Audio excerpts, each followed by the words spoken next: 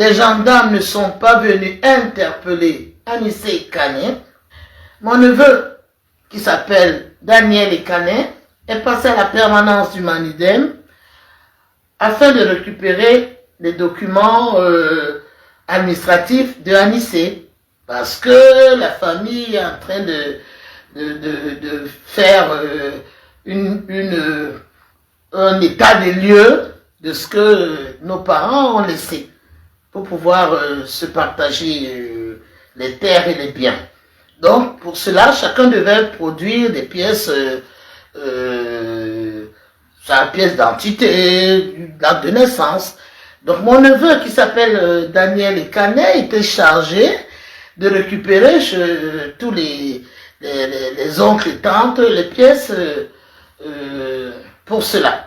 Donc, il est allé voir Anissé Kane au siège du Manidem, et il n'a pas trouvé Anissé Kane. Anissé Kane avait quand même laissé une enveloppe pour lui qu'il devait récupérer. L'enveloppe où se trouvaient ses pièces, son âge de naissance et puis la copie de sa pièce d'identité. Alors le neveu a pris cette enveloppe et il est sorti. Il a ailé une moto taxi et pour aller à Bonapriso chez ma sœur aînée qui habite Bonapriso, pas loin de Ndjonjo. Il ne savait pas qu'il était suivi par une voiture banalisée, un taxi, il ne savait pas. Il est arrivé à Bonapriso chez sa tante, il est descendu de sa moto et dès qu'il a mis son pied par terre, il a voulu sonner chez ma soeur. La voiture a fait un queue de poisson à la moto. Ma soeur a demandé qu'est-ce qui se passait. Les gendarmes se sont présentés en disant qu'ils sont des gendarmes et qu'ils doivent interpeller ce jeune garçon. Ma soeur a demandé est-ce que vous l'amenez. Ils ont dit qu'il l'amenait à la brigade de gendarmerie de Beseke. Voilà. Donc ils l'ont emmené et ma soeur aînée m'a appelé, m'a dit écoute, appelle Anissé, dis-lui qu'on a interpellé Daniel, notre neveu, et qu'on l'a amené à Beseke, à la brigade territoriale, je sais pas trop. Ok, alors j'ai appelé Anissé Kane. Je lui ai dit tiens, on a interpellé le neveu, on l'a amené, et Anissé m'a dit je vais voir, je vais donc aller à Beseke pour demander pourquoi est-ce que le neveu a été interpellé. Anissé est donc allé tout seul, libre, à la brigade pour voir, pour comprendre pourquoi on interpelle son neveu. Et arrivé là-bas, ils lui ont prié de rester. Je dis bien prier de rester. Ils l'ont prié de rester, il a demandé pourquoi. On a dit, vous le saurez, ben, vous devez rester parce qu'on a il y a une enquête sur vous. Bon, citoyen, il est resté en demandant aussi, comme le neveu était là, pourquoi est-ce qu'on a interpellé son neveu. Bon, entre-temps, certainement, ils ont aussi interpellé la trésorière du Manidem à quoi Madame Florence Aimé Ticho. Et peut-être que je suppose qu'à ce moment-là, ils étaient chez Djokam Tchameni pour l'interpeller. Donc, quand j'entends des gens comme des petits idiots de première catégorie comme Ernest Obama, Bruno Bidjan, certains Bruno Bidjan, ou je sais pas, tous ces tintintouins, qui disent que quand Anissé a vu des gendarmes, Anissé a fait pipi. Mais enfin, vous connaissez pas, il faut leur dire qu'ils connaissent pas Anissé Kane. Ils n'ont même pas, les gens là n'ont même pas eu le courage de venir l'interpeller au siège ou chez lui parce qu'ils savaient que là, ils ne pouvaient pas le sortir de là. Ils ont sûrement utilisé une astuce en interpellant son neveu, sachant qu'Anissé ne peut pas laisser son neveu dans les mains des gendarmes sans intervenir. Peut-être c'est comme ça qu'ils ont profité pour faire venir Anissé Kane à la gendarmerie. Je vous assure qu'Anissé Kane est rompu à ce genre de situation. Il est rompu. Il a fait ses stages à Cuba, en Angola, à Moscou. Autant il a fait ses classes en politique, autant il a fait ses classes pour faire face à ce genre de situation. Vous ne pouvez même pas imaginer, les gens comme les Bruno Bidjan, à qui on enlève des chaussures à Ernest Obama, ne peuvent pas imaginer quelle est la capacité d'endurance mentale de ce monsieur qu'on appelle Anissé Kane. Monsieur Obama, monsieur Bidjan, monsieur Hollande Guinée, tous les tentantins là. En ma qualité d'agent du gouvernement dans le processus électoral,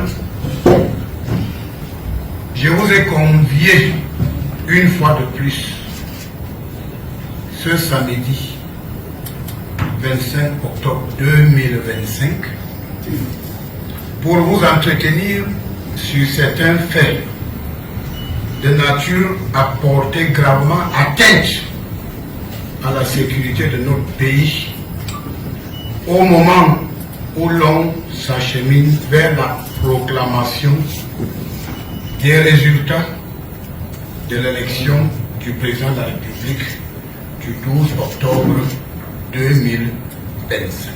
Je tiens à préciser que dans le cadre de ce mouvement insurrectionnel, et tenant compte des indices concordants à notre possession, des enquêtes ont été ouvertes et certaines personnes ont d'ores et déjà été interpellées.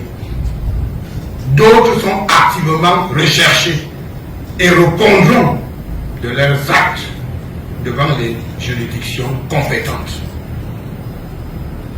Mesdames et messieurs les responsables des médias, comme vous le savez, notre pays, le Cameroun, au début des années 90, a souffert des conséquences dramatiques des mouvements insurrectionnels liés à l'avènement du multipartisme.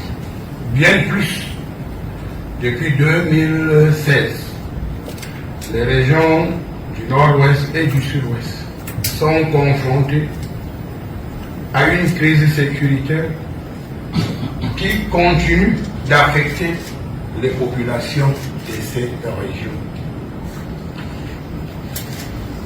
À cela s'ajoutent les exactions de Boko Haram dans la région de l'extrême nord, dont les effets néfastes se font ressentir sur le développement économique et social de cette région en particulier et de notre pays en général.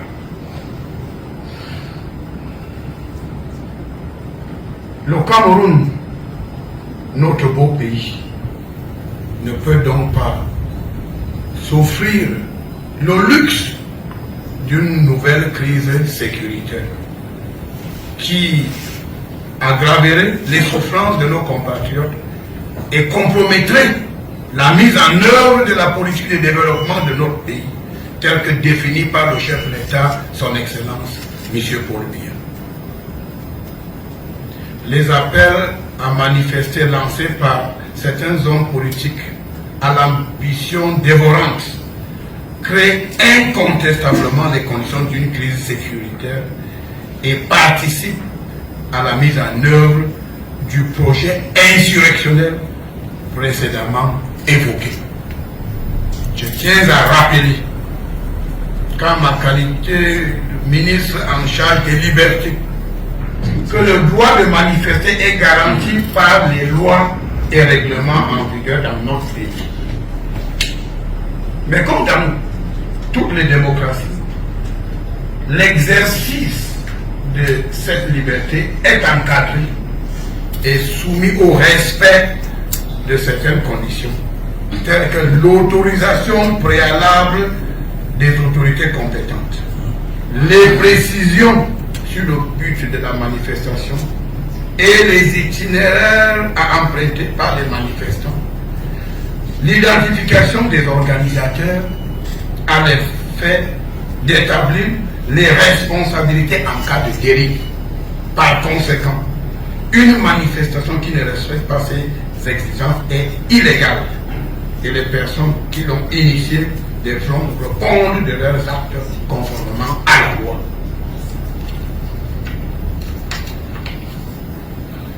Je demande donc aux parents de veiller à la sécurité de leurs enfants et de ne pas les laisser, surtout ne pas les laisser qu'ils soient instrumentalisés ou naïvement exploités par certains hommes politiques véreux égoïste et irresponsable.